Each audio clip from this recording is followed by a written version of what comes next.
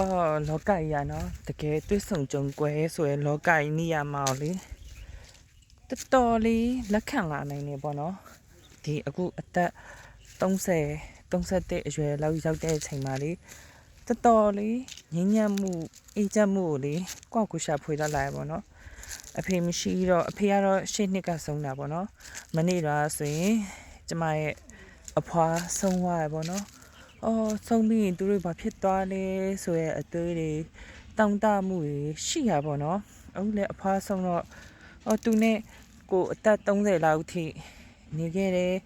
ဒီလူတယောက်မရှိတော့ဘူးဆိုရင်လေဒီလူတယောက်အရင်တော့ဆိုရင်ပြန်လို့ကျင်တာတို့တောင့်တမျိုးထက်လေသူ့ဘဝကြီး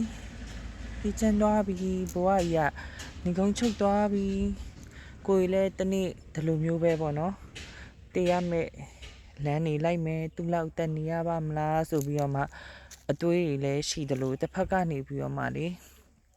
ဘလို့အတွေးပြန်ဝင်လာလဲဆိုတော့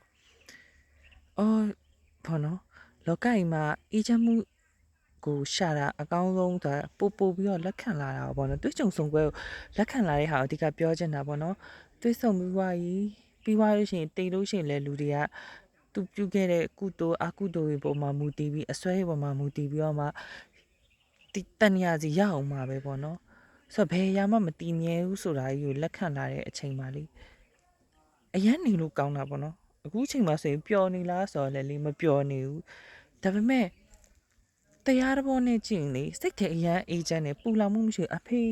ဆုံးတော့ကလည်းလေကျမမျက်ရည်တစီးမှကြပြီးတော့မငိုခဲ့တယ်လို့တော်လေးပေါ့နော် stable ဖြစ်ပြီးတော့မှဘာမှမမျောလင့်ဘူးပေါ့နော်အရင်တော့လူတယောက်နဲ့တွေ့တယ်ကိုချစ်တဲ့လူကြိုက်တဲ့လူအဲ့လိုမျိုးရီးစားနေနဲ့ထားခဲ့လို့ရှိရင်လေအရန်ပူဆွေးရပါပေါ့နော်အခုကကြောက်လေအရန်စိတ်ကထားတတ်နေတတ်လာပေါ့နော်ဒီလူတယောက်နဲ့ကိုကအရန်ကြိုက်တယ်ဒါပေမဲ့တစ်ဖက်လူကကိုမကြိုက်တာလို့ဆိုရင်လေလက်မဆွဲထားတော့ရောအင်းလက်လွတ်ပေးလိုက်တယ်အဲ့လိုမျိုးပဲအလုပ်ကိစ္စပဲဖြစ်ဖြစ်တခြားအရာတွေမှာလေ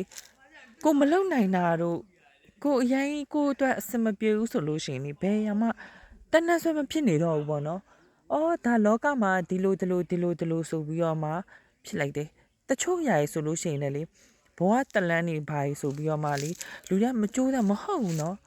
ကြိုးစားမှုဆိုလို့ရှိရင်ကိုထိုက်တဲ့လောက်ကြိုးစားတယ်ကိုအုံနောက်နဲ့ငြိမ်မမီတော့ဘူးကြိုးစားလို့မရရင်မကြိုးစားတော့ဘောနော်အဓိကတည်ငြိမ်မှုအေးချမ်းမှုကိုကျွန်မရှာတွေ့တော့တာပြောချင်တာပေါ့နော်